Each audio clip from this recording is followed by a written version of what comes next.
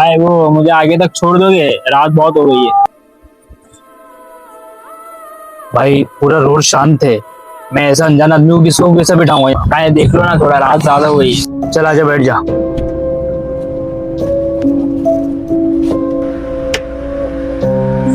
वैसे एक बात पूछूं? इतना शांत रास्ते पे वैसे कर क्या रहा था?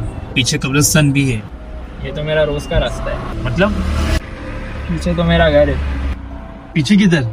कब्रस्तान, नंबर नॉट 13B। तो मेरी गाड़ी में क्या कर रहा है? ऐसा तो मैं 200 साल से लिफ्ट मांगता आ रहा हूँ। तो आज तूने गलत आदमी से लिफ्ट मांग लिया है। हाँ, ऐसा है तो कुछ करके दिखा। चल गायब होके दिखा। कौन बोला भूत गायब होते? अरे होते हैं। यजि मंगल भावनया